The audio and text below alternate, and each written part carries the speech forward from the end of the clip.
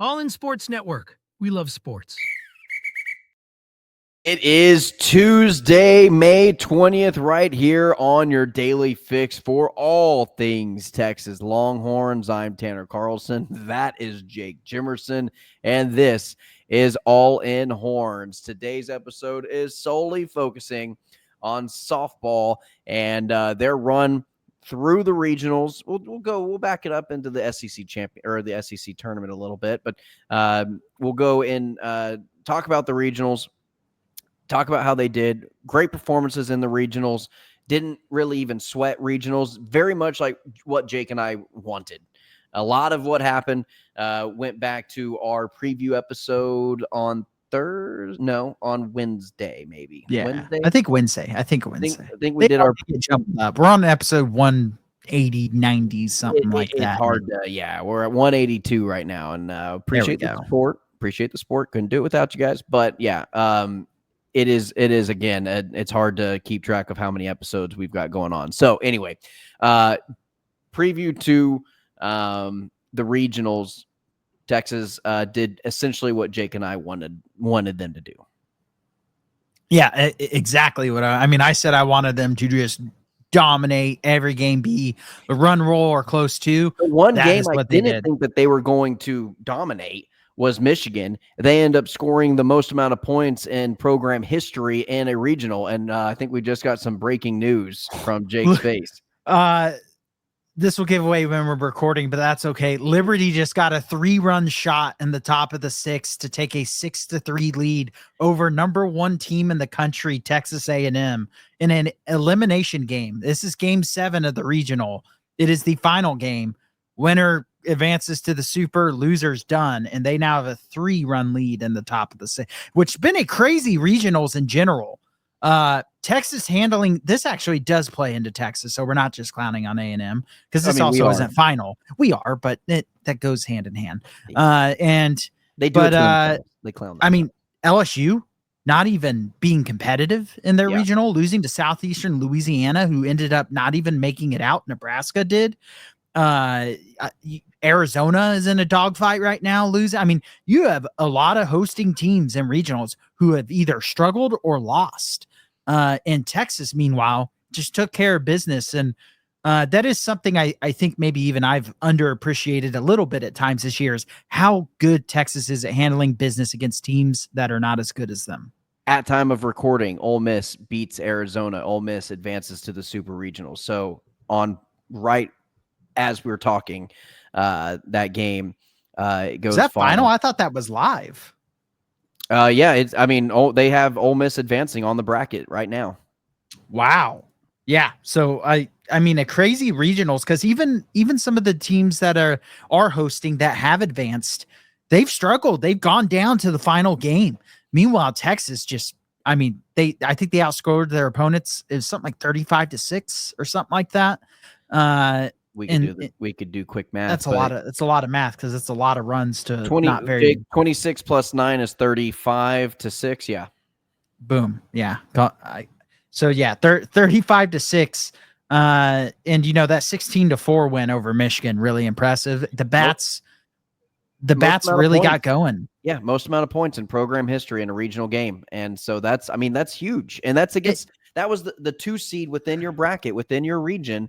That was the second best team coming out. Who was receiving votes or ranked 25th, depending on the poll. There's so many polls in baseball and softball, but they were either receiving votes or ranked 25th. So a borderline ranked team that you beat 16-4. And maybe it kind of plays into what you said of just getting away from SEC play for a weekend. And now a super regional that they're not going to have to play an SEC team. Maybe kind of sets them up to get that momentum really going for the the Women's College World Series if they can make it there. Clemson's definitely no slouch, but feeling really good coming out of this weekend for Texas softball. Still concerned about maybe being that national title level, but when you have teams like all these teams are struggling. If Texas can just OU probably looks like the biggest threat right now to win the national title again. Would be a 5th year in a row. And they're young, which is very scary. But Texas at least did everything we could have asked for this weekend and more. Oklahoma won 8-0 against Boston University, 11-2 against California, and then 12-2 against California. So Also dominating their regional, which yeah. is commonplace. I mean, OU softball, there is no talking trash to OU softball. There just isn't. So here are some of the other games going on. Some of these are currently being recorded as we are, or some of these games are currently live as we are recording. But obviously, Jake just gave you the update on the Liberty Texas A&M game. Stanford and Oregon is in a winner go home right now, and Stanford is. Let's see if I can get an update on that game. Yeah, Stanford's up right now. Still very early in that game, 4-0 against the hosting Oregon Ducks. And then you've also got Oklahoma State, who needs to be you got Oklahoma State, who needs to, let me see. This is a game 6 because Arkansas has in 0 Arkansas losses. smoking them. Yeah, Yeah. I think that one's pretty wrapped Arkansas, up. Yeah, so that one's going to be wrapped up. Arkansas is going to win that series or that region. So you'll have Arkansas taking on Ole Miss. You'll have Oklahoma taking on Alabama. Then you've got Nebraska getting the upset in their region over the LSU Tigers. LSU not advancing. Texas will be taking on Clemson. And then Georgia, who did not host their region, they beat out a Duke team who they will be taking on Florida in the super regionals. And so a lot of SEC teams advancing. How ironic would it be that Texas A&M, the lone SEC team, aside from LSU, choke jobbing it and not getting the job done in the regionals. But so there's kind of an update on some of the other games and other regions and how they played out. Florida State taking on Texas Tech, South Carolina, UCLA, both winning their regions. So a lot of the host regions did end up winning, but Ole Miss, one of the ones that came out, Nebraska, one of the ones that came out, and Georgia, also one of the ones that came out. Stanford could possibly be one of the ones that come out along with Liberty. So really almost half and half of the field of teams who did not host their region getting to advance the super regionals. Yeah, and that's why Texas doing what they did is really impressive and was really needed just with kind of how the last 3 weeks or so of the season went. And then especially that SEC tournament game against A&M, that was just brutal. But yeah, I mean, but hey, like I SEC said, tournament matters way more than the regular season. Yeah, I mean, getting co-champions of the SEC tournament means more than getting out of your regional. A&M not necessarily not out of their regional. We don't know yet, but funny to say, just because that I'm sure that'll be they'll be like, you can't talk trash for making it further because we beat you, and they'll be like, you still talk trash about football. What are you saying here? Yeah, no, we can trust me. Texas has way more bragging rights over little sister over there in College Station. So I don't even know if they're worthy of the little sister tag anymore. Little step, it's just like a little pest, just a little gnat. The annoying friend in the neighborhood nobody plays with. Yeah. No, that's actually a really good one. It's you've got the SEC neighborhood. And you've got that one little house that everyone's like, we'll just. They're a little weird. They're in a cult. We're not really going to invite them to the barbecue, but they'll probably see that we're having one and just invite themselves over anyway, and then kind of kill the party. Yeah, that is how I would explain them. It's not even little sister at this point.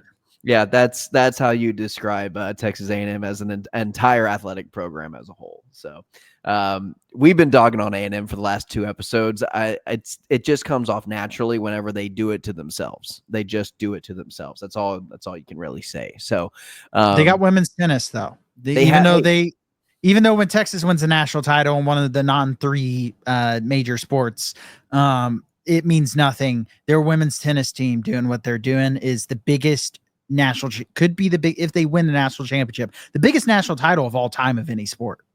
Well, yeah, I mean, it would be I'm being told. It would be one of their only ones that they have. Jake, let's talk a little bit about this Texas Clemson super regional coming up here. Let's see, when do they play? It's a best of 3, and I don't have a date on that game. I don't know if you have a date on that game, Jake. I imagine it starts Thursday.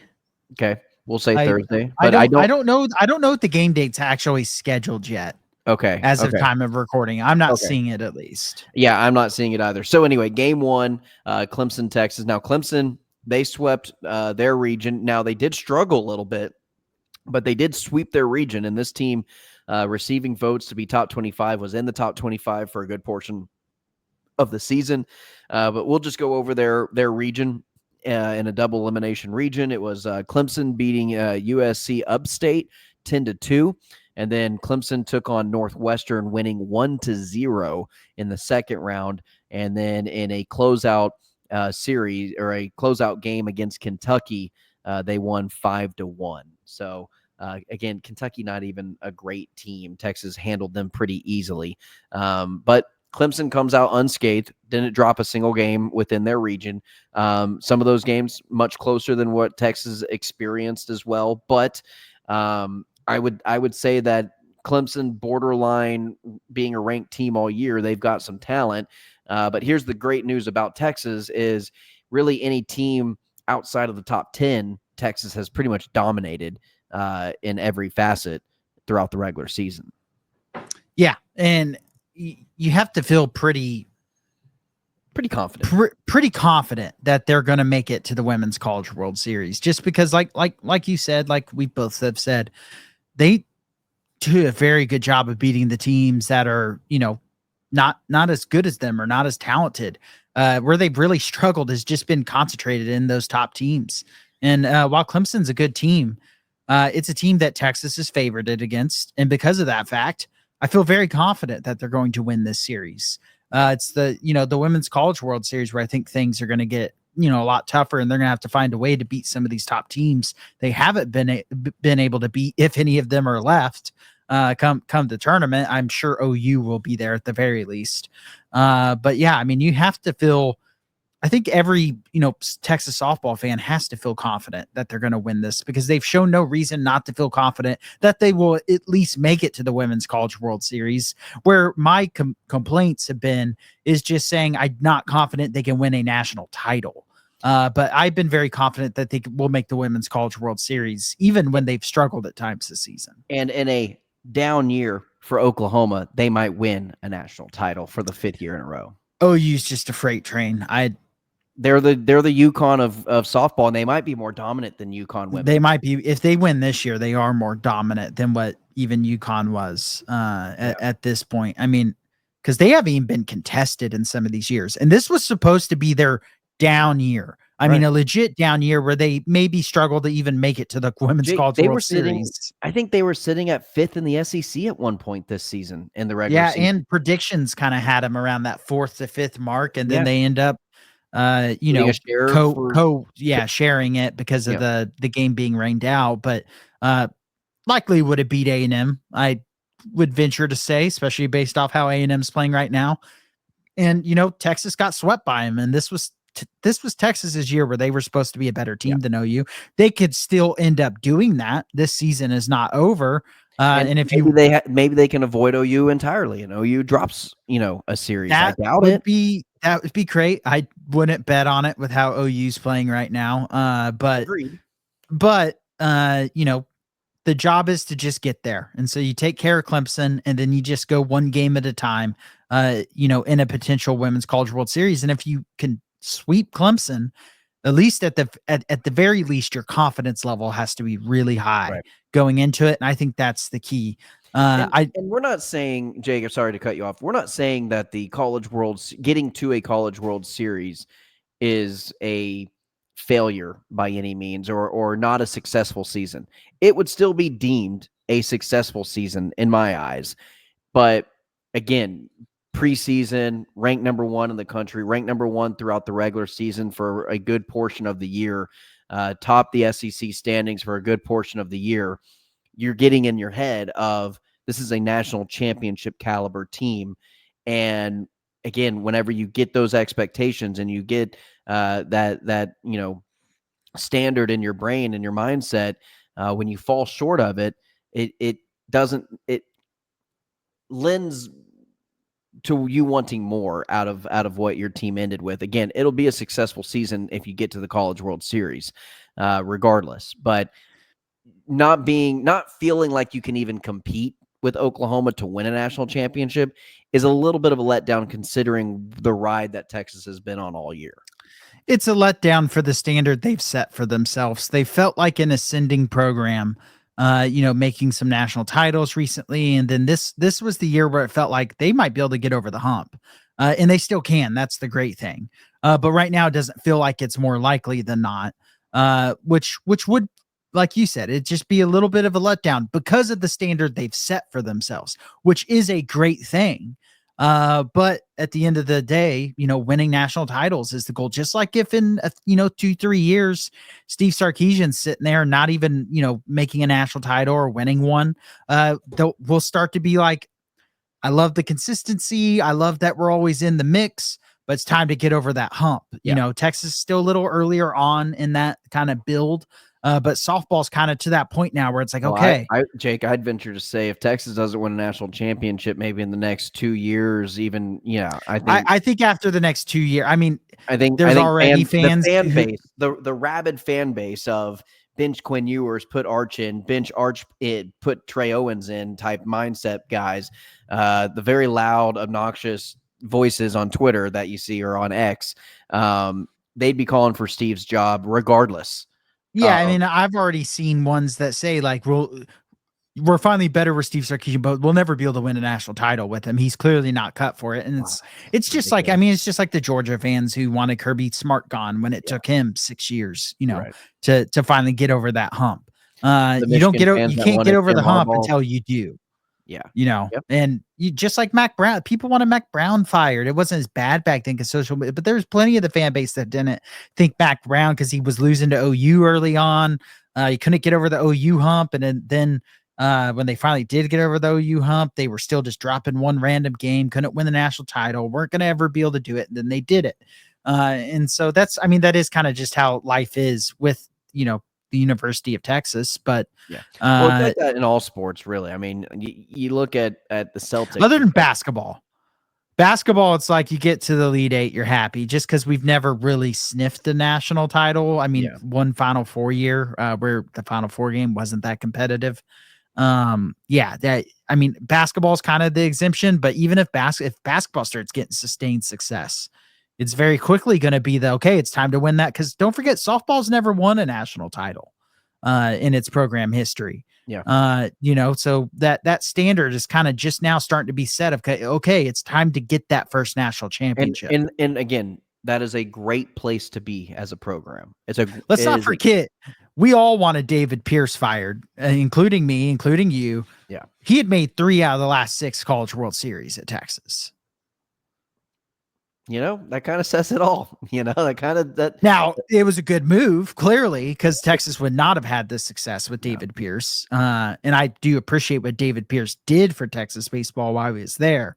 But, the standards for the programs that have done it before are incredibly high. And now softball, a program that hasn't done it before yet, because of the recent success, that standard is now there for. You're going to start seeing it in women's basketball too, Jake. Women's basketball's there. Women's basketball, I'm ready for them to get over, at least make the national title game. For me, I had Texas winning the national championship. It was the first time in my entire life that I got to fill out a college basketball, bracket and have Texas as my national champion and believe it, and I typically fill those brackets out very unbiased, like sports brain, not fan brain.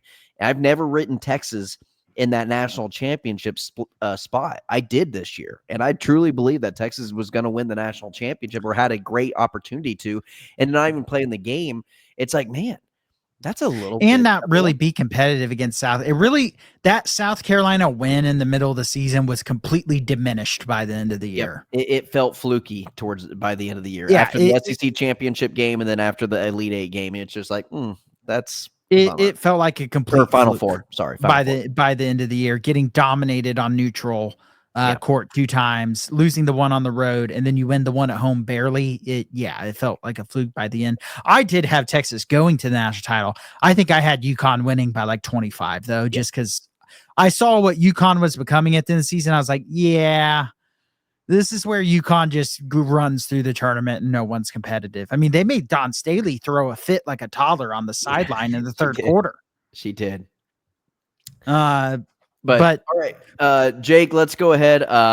Again, let's give a little bit of a prediction. I'm not quite sure when we're going to be able to, when these games are. So I want to give a prediction now rather than later in case we don't get ahead of it at the time of recording. And so for Texas, I've got a clean sweep over Clemson. I don't know if they're going to be setting, run records against Clemson, but I do think that they're going to win this series over Clemson, and I think they're going to do it in sweeping fashion, winning both the first two games. Give me a 6-2 win in game one, and give me a 7-1 win in game two. Yeah, I'm somewhere similar. I think maybe one of the games will be closer than either of those scores that you just said, but I think Texas takes care of business, gets to that Women's College World Series, not losing a single game along the path there, and has confidence running sky high going into that. Then we just kind of see where it goes from there. But if they can sweep this weekend like I expect them to, I'm going to be feeling pretty excited about their chances of maybe playing a little bit better against some of these top teams when they get that opportunity in the Women's College World Series.